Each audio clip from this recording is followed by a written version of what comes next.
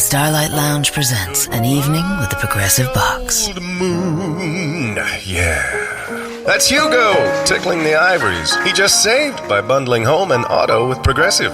Gonna finally buy a ring for that gal of yours, Hugo?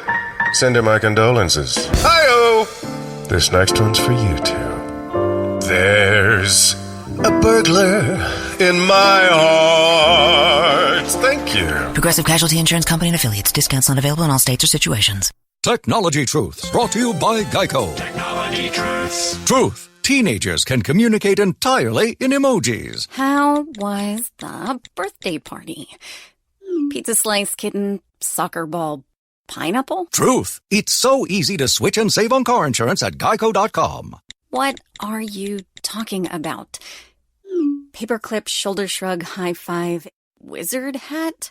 What? Geico. 15 minutes could save you 15% or more. I'm Laurell K. Hamilton, creator of the Anita Blake Vampire Hunter series and Meredith Gentry, Fairy Princess and Private Detective. You're listening to This Week in Geek with Mike the Birdman Dodd, Steve Snowball Sailor on 90.1 FM, the new heat, Niagara's hottest mix. The following program is closed captioned for the thinking impaired. And we did all that without computers. They don't let us out much. We have an intro? Not really. This is just us ad-libbing. Are you ready for a sexy party? Son of Jor-El, kneel before God. Or me, whichever. If you've seen Godzilla vs. Mothra 37 times, I think I've got a show for you. You're listening to This Week in Geek with Mike the Birdman Dodd and Steve Snowball Sailor here on 90.1 FM, the new heat. Hello, everyone, and welcome to another interview with This Week in Geek. I'm, of course, Steve Snowball Sailor, and today I'm joined with Mike the Birdman Dodd. And Ashley Kibble, every geek's favorite accessory. And, of course, and today, if you're out there and you're a geek and you're a fan of vampires and the hunters who kill them, when we mention the name Anita Blake, what name comes to mind? If you say Laurell K. Hamilton, you gain +5 in necromancy, because today we have the honor of Miss Hamilton on the line. Hello, Miss Hamilton, how are you? I'm doing very well. How are you guys? We're doing awesome. Excellent.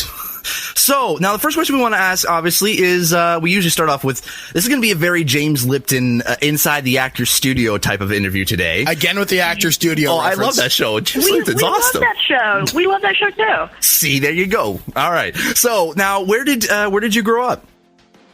I was raised in Sims, Indiana, which is a town so small in northern Indiana that the one of the major papers called it a hamlet because they couldn't find it on a map.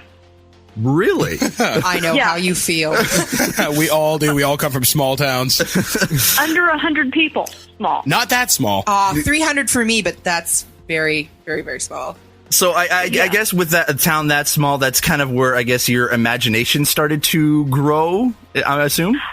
Well, yeah, it's one of those things. If I had lived in an environment where I had more to do, would I be less imaginative and less successful now? Maybe. Oh, okay. But I've always told myself stories. Oh, okay. So is that when did you really start to get the creative writing bug? I was 12 and a half. Why do I know I was 12 and a half? Because for years, all my characters were exactly my age. Oh. And it's actually my early efforts. I started trying to write at 12 and a half and finished my first story at 14. And what was the name of this story? It had no title.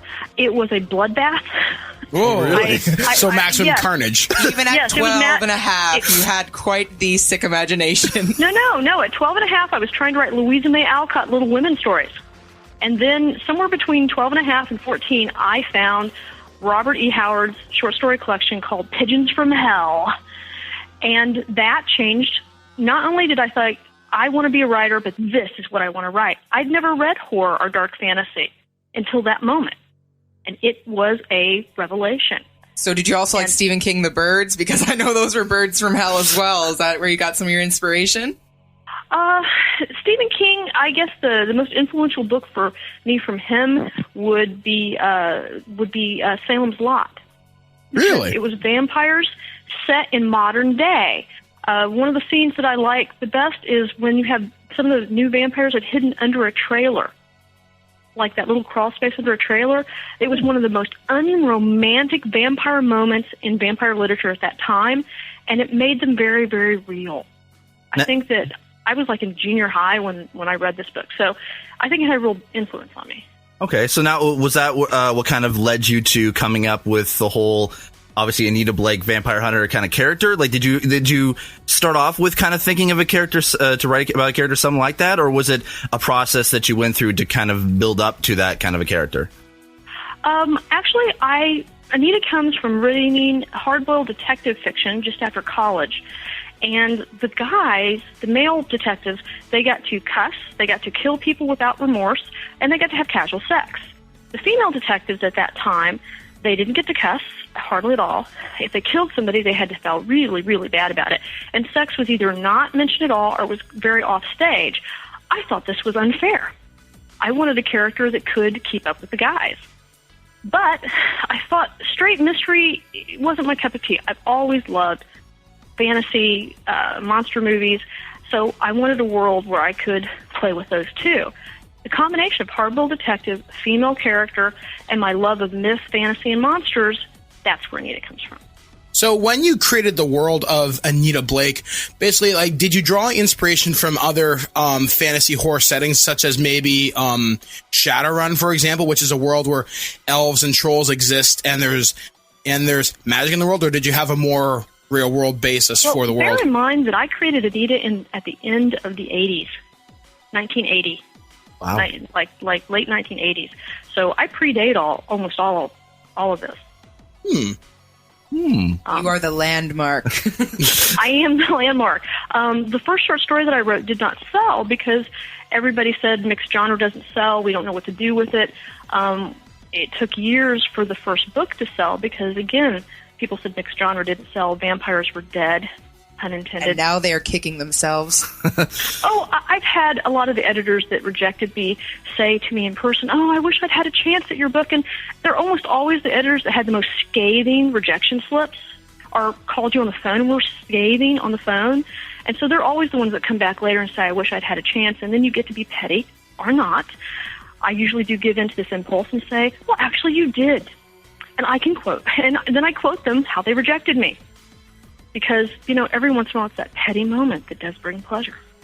What exactly was it like when you were rejected the first time? Because some of us here, Steve, for example, is a writer, and he has yet to face his first rejection in being published. What is that like? Thanks, Mike. No offense, man. What's that like? I got my first rejection slip when I was like 17. I was already trying to sell. I took Ray Bradbury's advice. Pick a small room of your house and paper it with rejection slips. When you have it completely wallpapered, then you will have sold. Oh. Rejection is just part of how it is to be a writer. That is just the nature of the game. It's better than being an actor because at least you're not being rejected in person. But being rejected is... I'm sorry. Rejections, as a general rule, never bothered me that much because I expected to be rejected. I went in going, okay, I'm not perfect at my craft yet. So, of course I'm going to get rejected. I think it would have actually messed with me more if I'd gotten accepted right away. I think that would have thrown me more. Okay. So what was the first story that you were able to actually get published, and what was the process that you went through to get that published? Well, do you mean the first one that was purchased or the first one that hit publication? The first one that was purchased. First one was purchased was Stealing Souls, and it was bought by Marion Zimmer Bradley for her short story anthology, which she called like it was a 5.5 or 6.5 of her Sword and Sorcery series. It's not one of her Sword and Sorcery books, but it's oh my God, the name of the anthology has just escaped me. It's fled into the field with all the other ideas that come and go. So that's where they go. I've always wondered where it went. There is a field somewhere where all those ideas that are on the tip of your tongue flee, and they're cavorting out there in the woods. It's somewhere in Utah. Yeah, and it's a graveyard, all too. All the missing socks that you put in the dryer. Yes. Yes, they're all yes, and they're wearing the little socks on their little hands like mittens, and they're off consorting with each other. I think we're on to something here. This better be in the next book. But it was called Stealing Souls, and it was originally I sent it in for Sword and Sorcery, but she had so many good stories that she did a second anthology that year, and that was my first sale. It was a very straightforward Sword and Sorcery, and having reread the story recently because we did a short story anthology this last year called Strange Candy. I went back and reread my short stories. Oh my God, you can tell I was a gamer. Reading this story, you can almost hear the dice in the background, man. Nice. I was a gamer, and I did. I was a gamer when I was doing this currently, but I didn't realize how much it showed on the page till I went back and reread the story, and then I went, oh gosh, I certainly had my own world and my own rules, but it very much showed. Actually, what my hobby was. Actually, that's one thing I've actually always wanted to ask you. I've been a fan of your work for about 2 or 3 years now. Have you ever been approached to create the Anita Blake role-playing game? We've had some tentative approaches. Nothing serious. Nothing where the person had all their ducks in a row, if you know what I mean. Yeah. And I don't know. I don't know how it would be run, but we have been approached, but nothing serious. Yeah, because once upon a time when I, just before I entered college, I actually wrote a set of rules for the Anita Blake role-playing game in my own mind for for Wizards of the Coast's D20 Modern. I'd be happy to send you a copy if I can find it. I don't know if my agent will let me see it. Damn. You can send it to my agent. I could try. Yes, you could. Because everything like that for gaming, for ideas and stuff, everything goes through my agent now due to, unfortunately, some people with no sense of humor at all have made that necessary. Have you ever actually written any D&D type or role-playing kind of games or anything like that? Well, my first book, Night Seer, and also the world where many of my first short stories are set, was actually originally, I'd been making notes on it, but I finally ran it as a campaign originally. And it was fun, but the characters, the players wouldn't do what I wanted them to do because, of course, they had minds of their own. And I got very frustrated with them, and finally one of them said, well, fine, if you don't like us playing in your world, why don't you take it away and write it like a novel, because that's obviously what you want to do. Well, so I did, and I got it published. Wow. And, so originally Night Seer was a world where I set people in, and I had a campaign going. Do you still play D&D and role-playing games now, or? No, I don't have a lot of time for hobbies anymore. That's one of the sad things. You start off by love of gaming or love of reading, and then as you get more successful in the field, you have less and less time to do stuff that isn't actually related to the job. Kind of the ironic side of success in this field. So you've obviously taken something that was originally a hobby and turned it into a very busy career. And I actually wanted to jump right into the Anita Blake series and ask you a couple questions.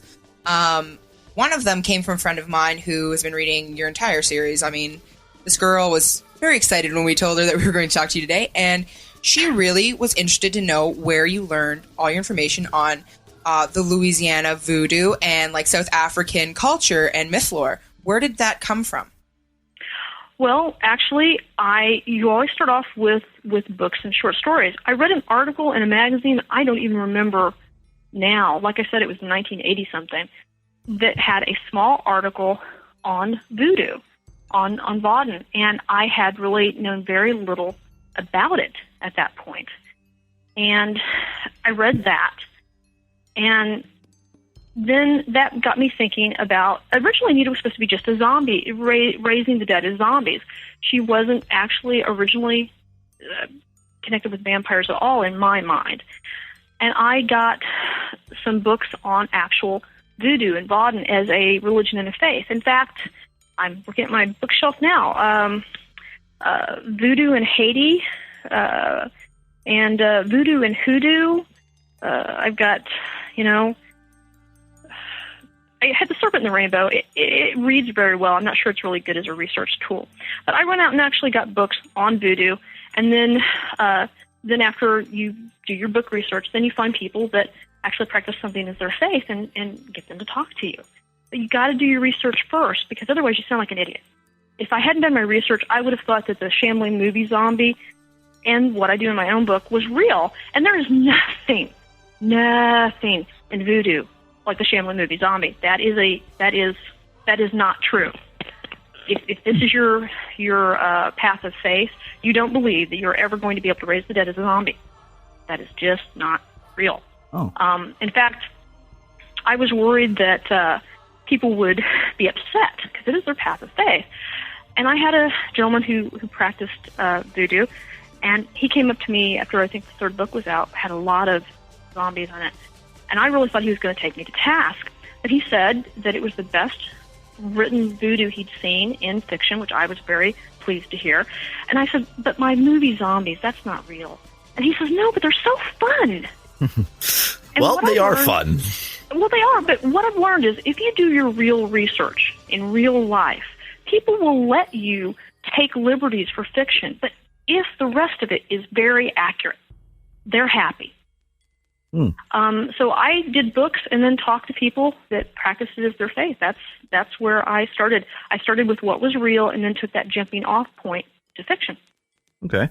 Well, obviously, a lot of your stories deal with the supernatural kind of element, as it were. So, you said you do a lot of research and all that. Were you kind of interested in the supernatural element before you really started writing, or was this kind of something you developed as you were doing research for your work? I have loved things that go bump in the night as long as I can remember. By the time I was 5, I was begging my grandmother to let me stay up and watch like the original Boris Karloff Frankenstein by myself. And she says, well, I won't stay up with you. You have to stay up by yourself. I said, fine. You watch Boris Karloff's Frankenstein by yourself?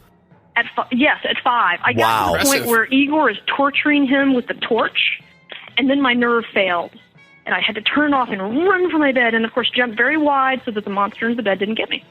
Wow. Nice. But I have, as far back as I can remember, I have been attracted to things that go bump in the night. It's just always been a part of me.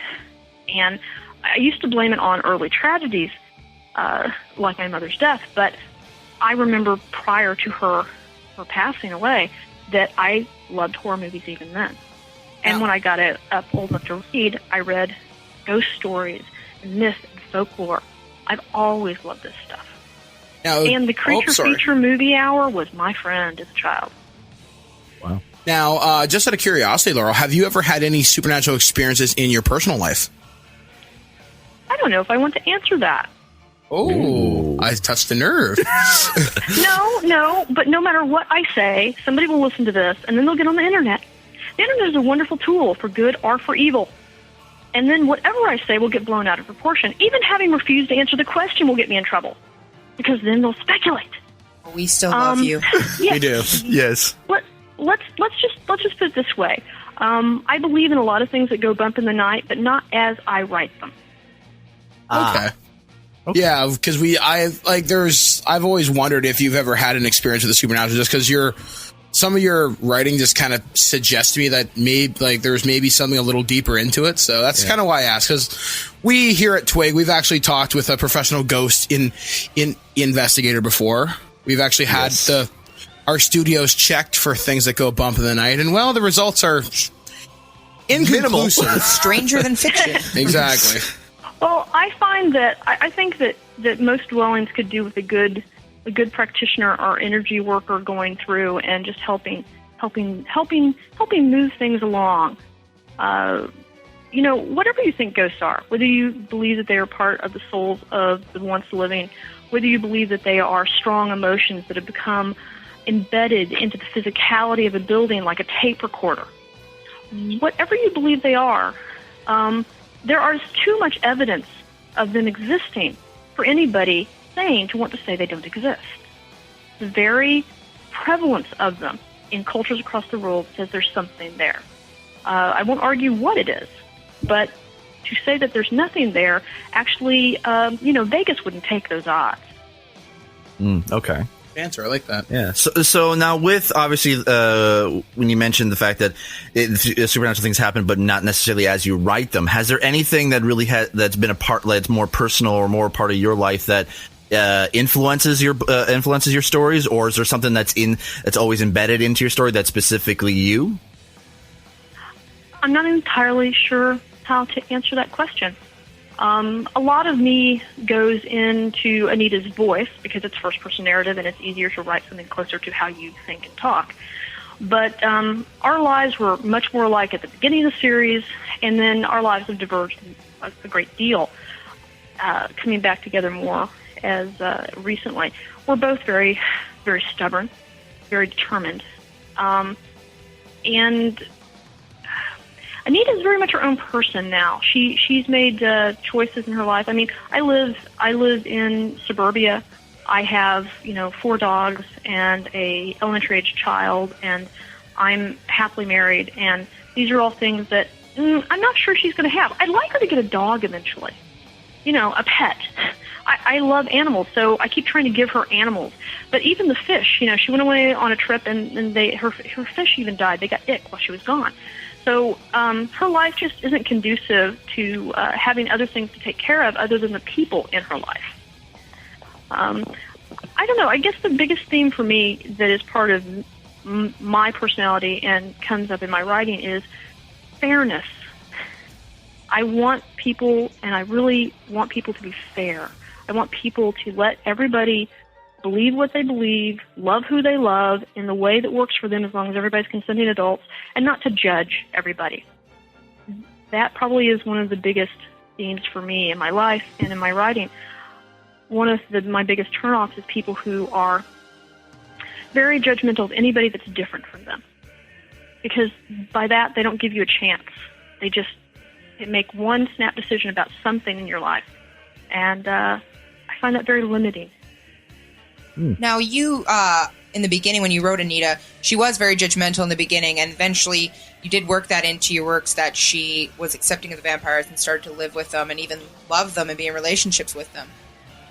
What made you put her in that type of situation?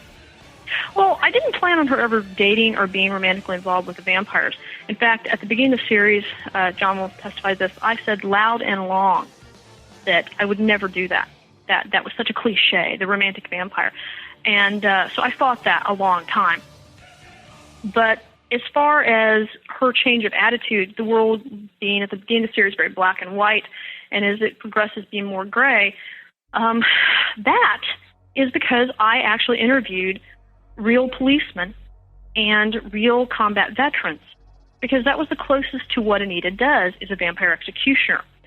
She has to kill people that look like people on a regular basis. And I thought, I need to talk to people that do the closest I can come to what she does.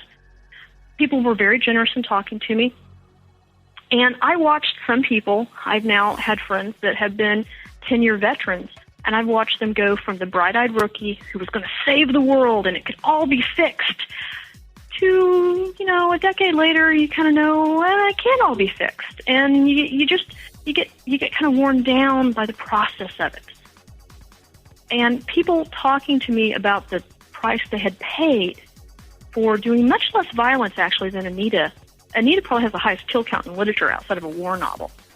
But they paid a great deal of price personally for this. And so Anita's growth, if I had not interviewed people and talked to them about their real police experiences and real military experiences, Anita would not be the character she is. She would not have paid the price because I wouldn't have known about the price. So a lot of her changing attitude actually reflects what happens to people I've known who have gone from bright-eyed rookie to somewhere between 6 and 10 years. You just begin to be happy to be alive and get to go home to your family at the end of the day.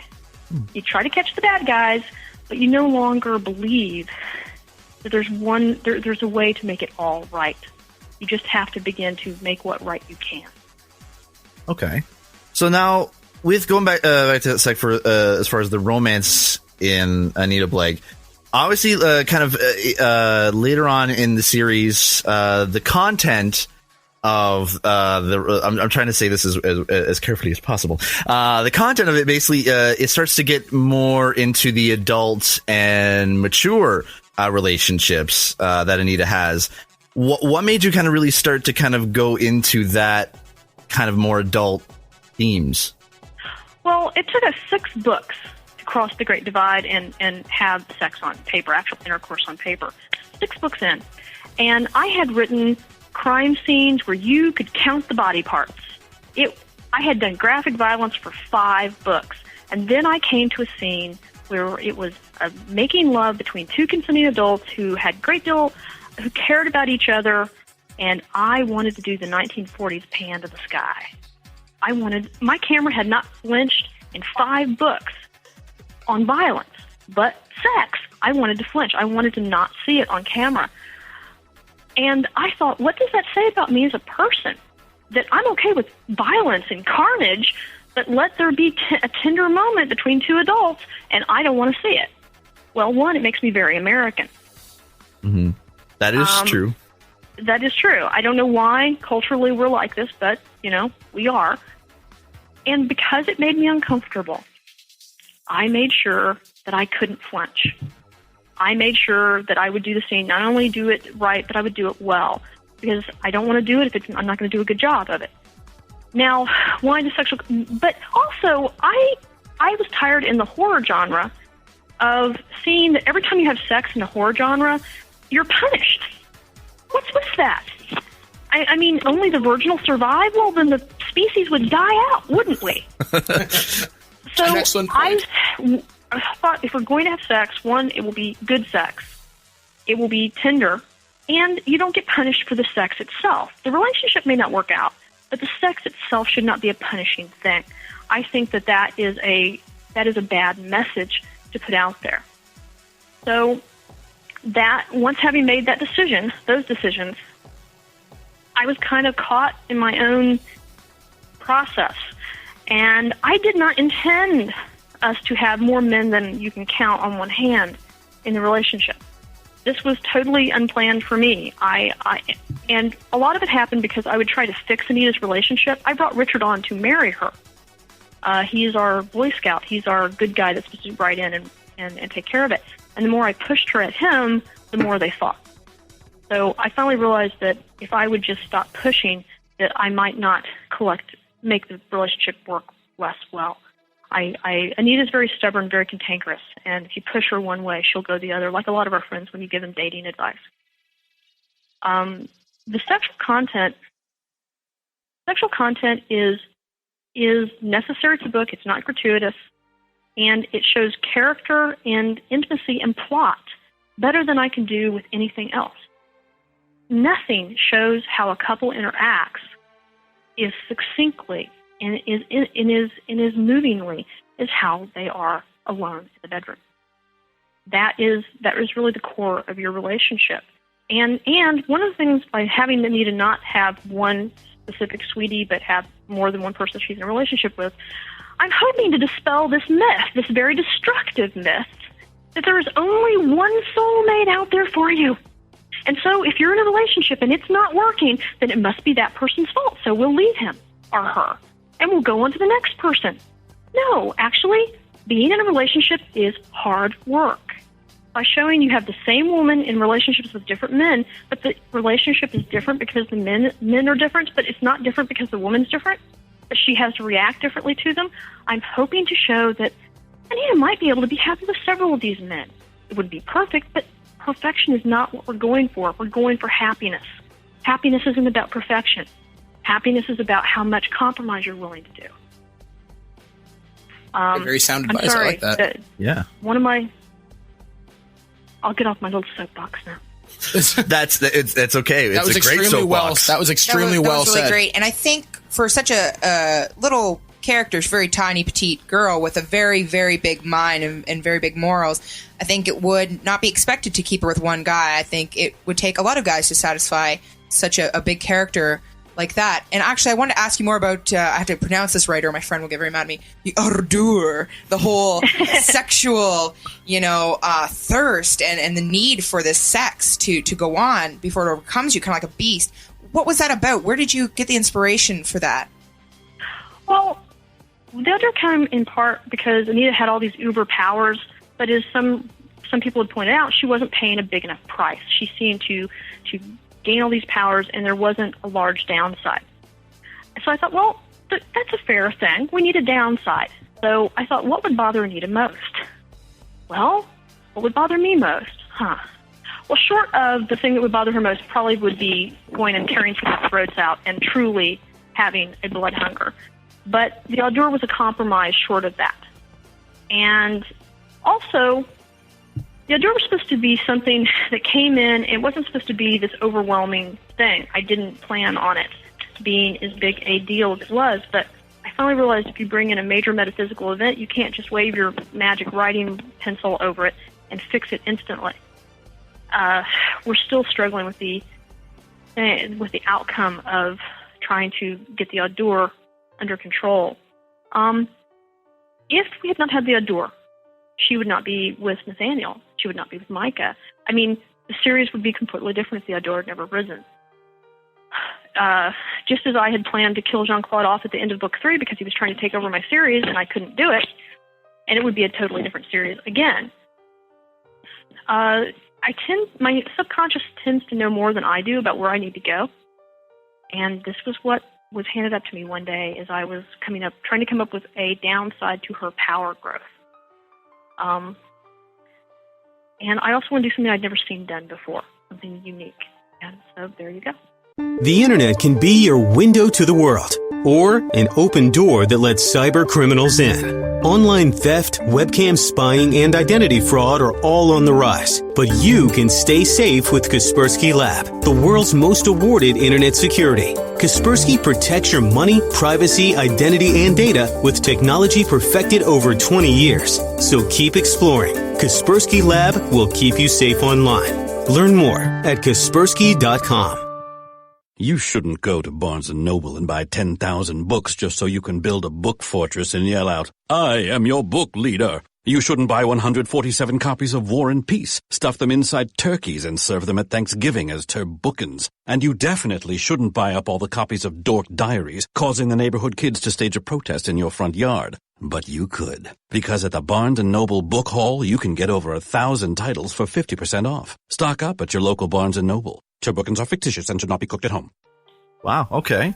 All right, well, moving on now, as we're kind of going more into the kind of, I guess, the nitty gritty of actually writing. For those who are out there and that are interested in writing a book or whichever, and knowing your process of what you go through, like, what is, when you come up with an idea for an actual novel or short story or any story for that matter, do you just come up with a general idea and then outline from there, or do you just kind of, are you more of an organic writer where you kind of just write from the hip and then just go and just see where the story takes you? Well, I am a very organic writer. With a short story, you can come up with an idea, sit down in an afternoon and do a short story, which I've done in the past. With a book, it's harder. I will come up with an idea and usually do, like, I know the major events that have to happen, especially with a mystery. You have to know what your clues are. You have to know who or what done it. You have to know motive.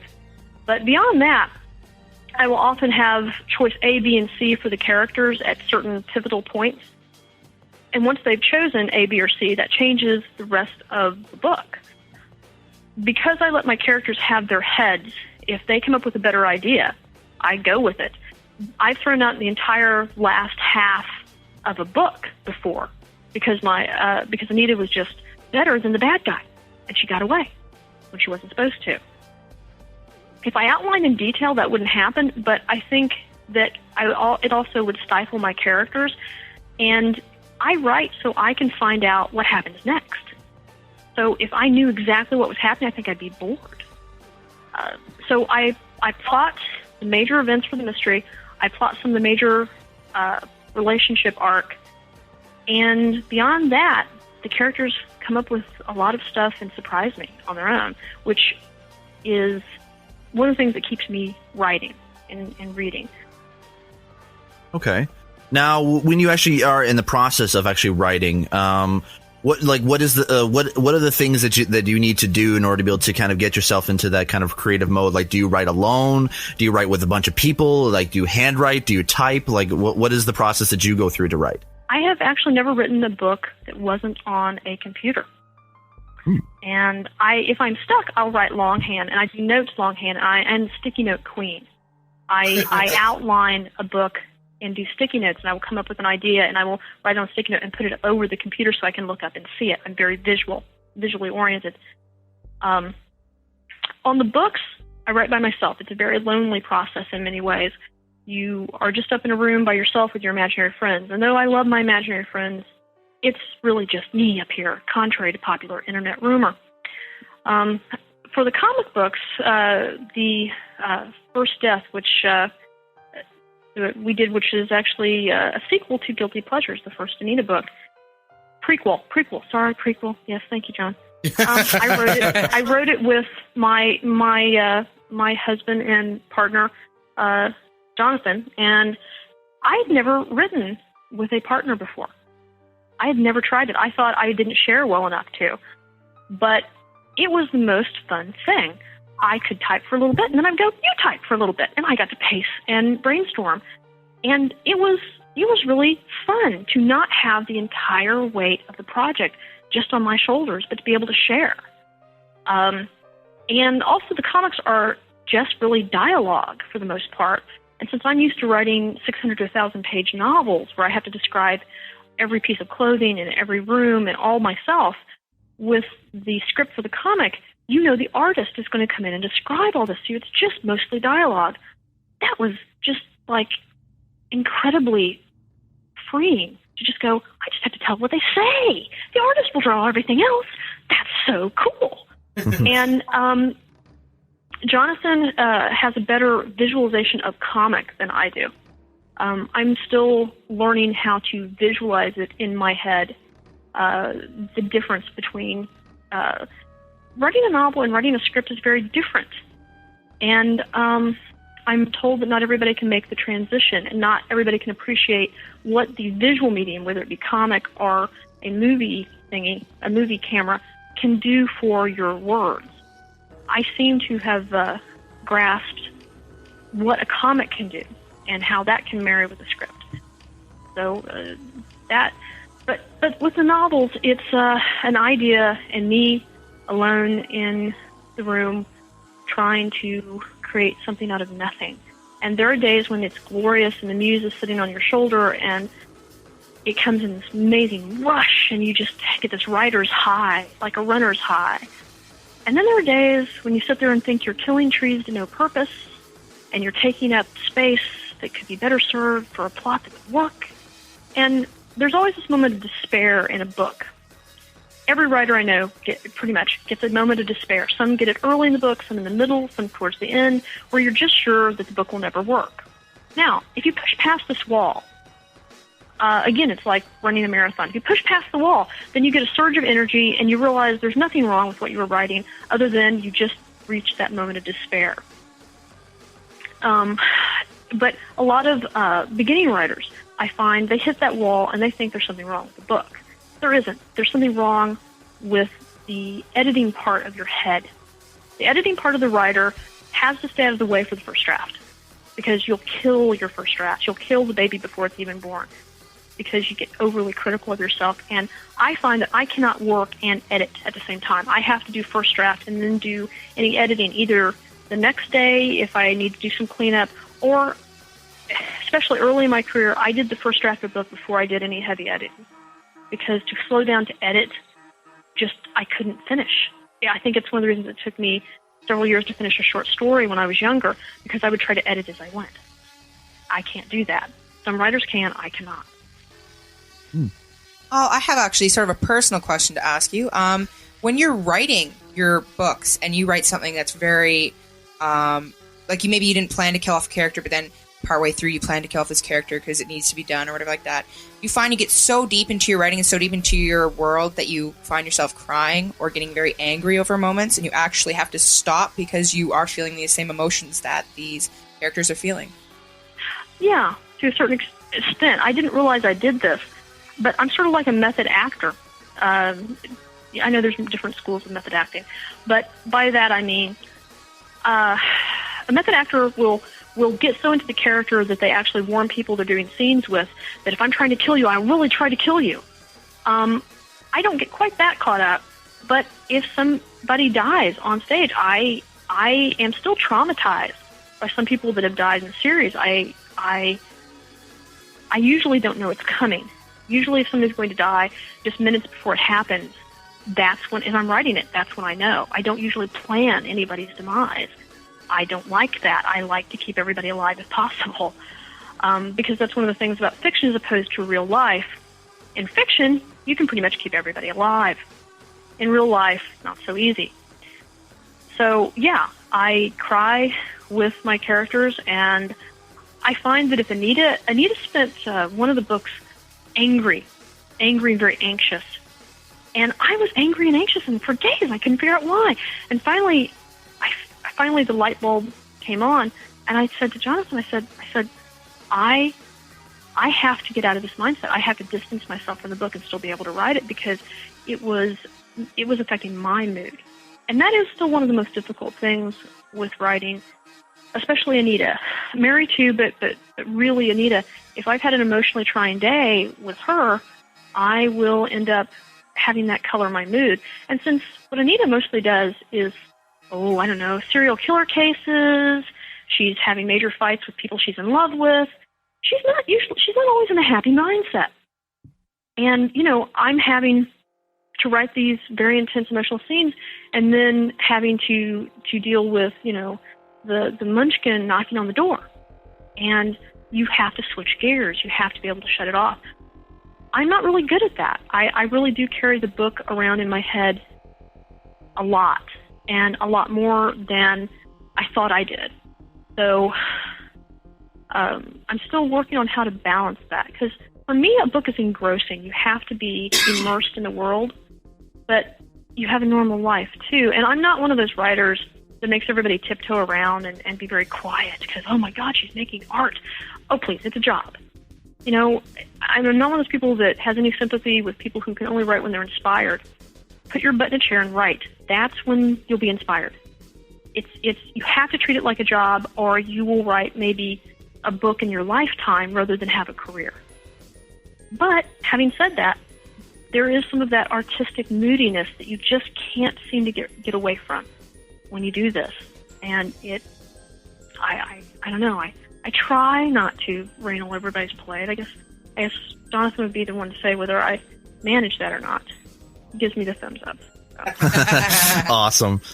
All right. So now with basically what is right now? What is the next step in your life right now? Like what is up in the horizon for you? Like is it maybe Anita Blake being optioned for a movie, TV show, anything like that at all? Or I can only tell you what my agent say on this question, which is at this time there's nothing signed.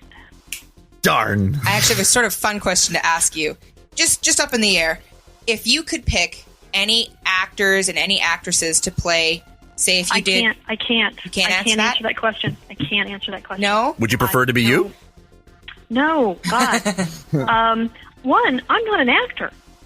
And, I don't know if I could act well enough to do it. See, that's one of the things. People go, well, when we sit down to see if we could do a script, people say, oh, you can do a script because you're a writer. I'm going, but a script is a different kind of writing. So until I put my butt in a chair and actually wrote some script and found out, actually, I am really pretty good at it. And Jonathan and I together are even faster and better at it. But until I tried it, I didn't know. Well, yes, I did. I have some drama background, and I acted in college and in high school, but that was college and high school.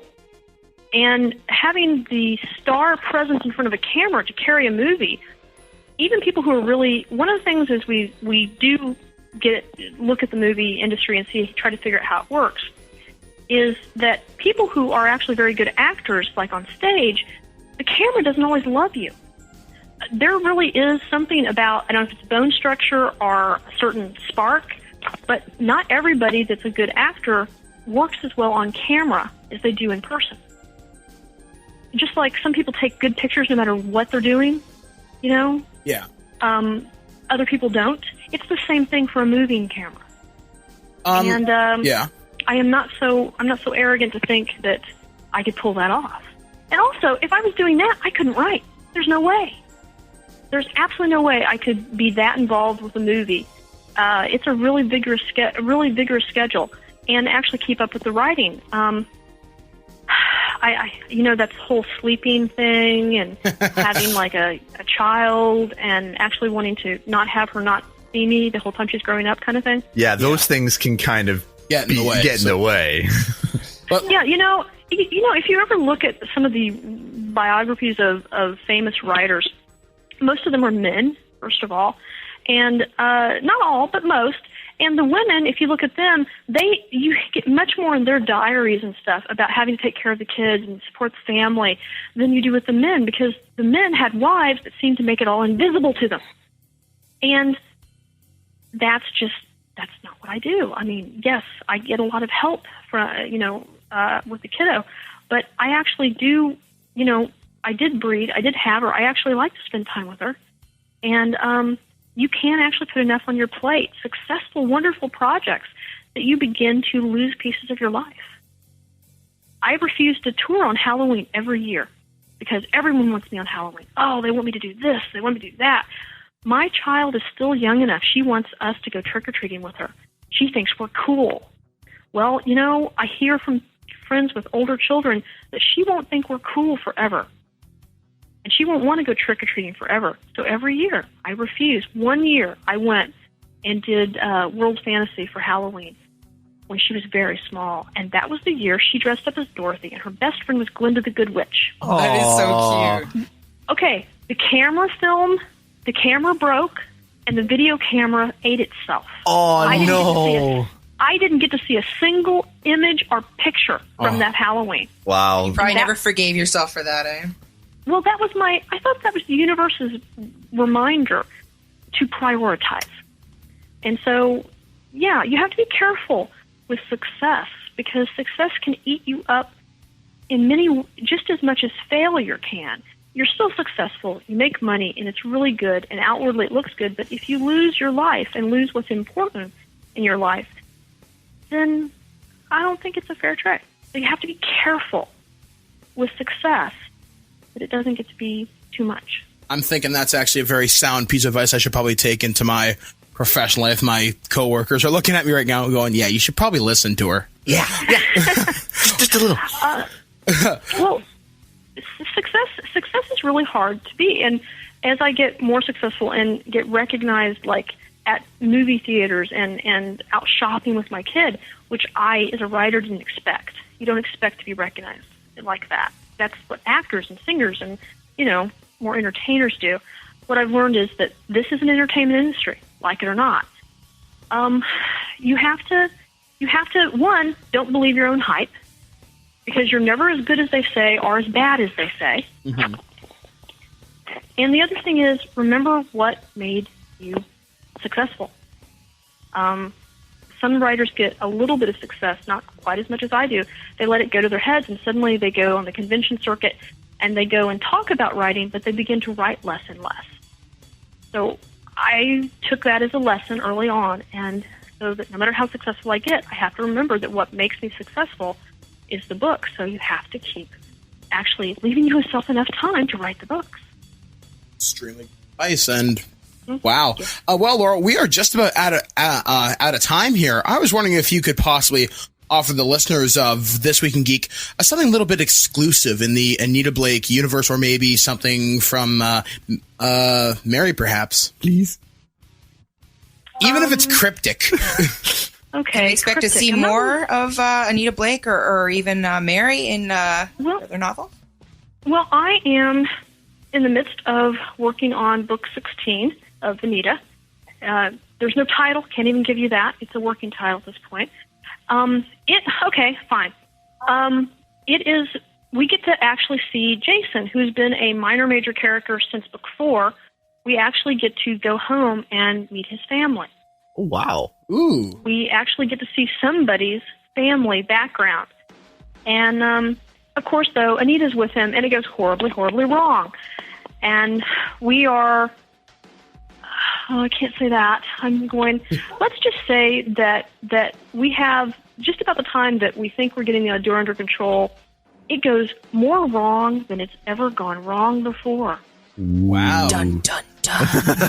Well, thank you, Laurel, for that. We definitely appreciate that. Yeah. I think the listeners will definitely appreciate that, too. Thank you so much. Now, one last thing we like to do for fun for the people that we interview is that basically we ask two specific questions. It's kind of more of going along, obviously, the James Lipton. Got to go back to that again. Basically, you in your studio. Yeah, I love this thing, man. Okay, one question is, what is your favorite curse word? I can't say my favorite curse word. You told me not to. You can say it. It's okay. We'll bleep it out. The one I say the most often? Yeah. It's awesome. You just made our day. We just heard Laurell K. Hamilton say awesome. Now, the last question is, now, if heaven exists and you go to the pearly gates, what would you like God to say to you for the first time? rest for a while, and then you get to go back. Ooh, I like that. Interesting. All right. Well, perfect. You're the Highlander. Well, no. More religions on this planet believe reincarnation than don't. Definitely. I agree with you on that one. Well, everyone, you just heard the interview with Laurell K. Hamilton. It was an awesome interview. Definitely one of the most fun things I've had to do in quite some time. We learned a lot about her writing process, the character of Anita Blake, and some other interesting factoids. Laurel rules. So we definitely appreciate having her on the show. Laurel, is there anything you'd like to say to the listeners of This Week in Geek?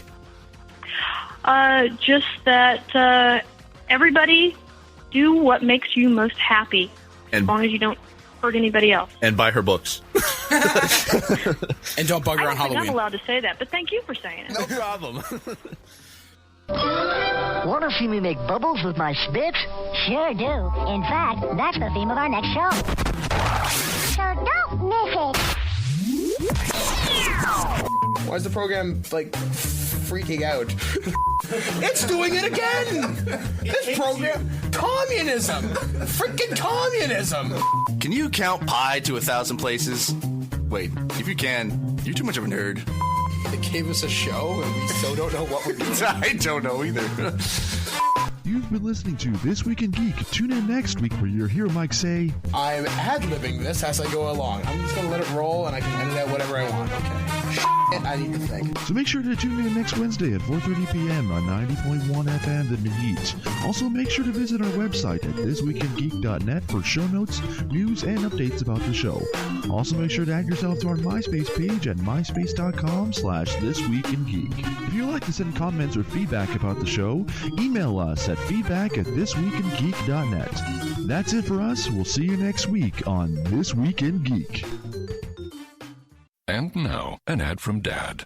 All right, save money on car insurance when you bundle home and auto with Progressive. Can I take these off? All right. What is this? This looks good. Wow. That's well made. Where did you get this? I'm talking to you with the hair. Yeah, where did you get this? It's good stuff. That's solid. That's not veneer. That's solid stuff. Progressive can't save you from becoming your parents, but we can save you money when you bundle home and auto. Progressive Casualty Insurance Company, affiliates, and other insurers. Discounts not available in all states or situations. Your home is important. That's why Geico helps make it easy to save on condo insurance. Because home is more than just a place. Home is where you took minimalism too far because there's only one chair in your entire condo and your only entertainment is one card. Not even a deck of cards, but a single card. And all your guests have to share one plate and one fork, but you're convinced that less stuff means more freedom. The Geico Insurance Agency could help protect the overly minimalist broom closet you call home. Call Geico and see how easy it is to switch and save on condo insurance.